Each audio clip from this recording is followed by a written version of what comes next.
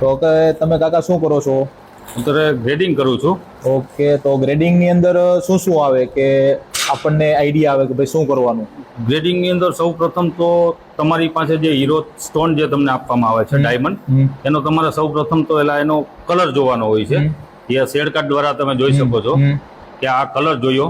હવે એનો કલર જે છે એ તમારા કલર ઉપરથી પછી એને માઇક્રોસ્કોપની અંદર ચડાવી અને એના ઇન્ક્લુઝન જોવાના હોય છે. નાસ, જીરમ, કોટેડના પડ જે છે એ પ્રમાણે એની જે પેરેટી છે એ પેરેટી નક્કી કરવામાં આવે છે માઇક્રોસ્કોપની અંદર.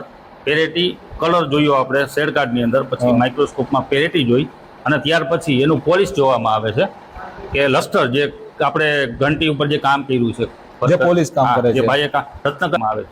ઓકે, તો એમને ગ્રેડિંગ કહેવાય. એને ગ્રેડિંગ. અને ગ્રેડિંગ થઈ ગયા પછી સાહેબ એનું શું થાય? આપણે ગ્રેડિંગ થઈ ગયા પછી એકવાર જે ગ્રેડિંગ થઈ ગયો હીરો આપણે ત્યાં ફેક્ટરીની અંદર, ત્યાર પછી એ હીરો માર્કેટમાં જીઆઈએ અથવા આઈજીઆઈ જે આપણી જે સર્ટી બને છે, સર્ટિફાઈડ છે, એ સર્ટીની અંદર જાય છે. ત્યાંથી એ લોકો સર્ટી આપે છે અને જે સર્ટી આવ્યા પછી એ કંપની એને માર્કેટની અંદર સર્ટી પ્રમાણે હીરાને માર્કેટમાં સેલ કરે છે. મતલબ સર્ટી, સર્ટી તમારું કામ મતલબ સર્ટી ઓકે કરવાનું છે કે ભાઈ ડાયમંડ ઓકે છે કે નહીં સર્ટી ડાયમંડ ને ટ્રિપલ એક્સ અમે છે કે નહીં એ કામ અમારું છે કે અમારું કામ છે ટ્રિપલ એક્સ બનાવી દો. આ તૈયાર થઈ ગયો છે ત્યાર પછી લેબમાં જાય છે અને લેબ એને સર્ટિફાઈડ આપે છે કે આ ડાયમંડ છે, આ ટ્રિપલ એક્સ છે, આનું પોલિશ એક્સ છે, સેમેટ્રી એક્સ છે અને કટ એક્સ છે.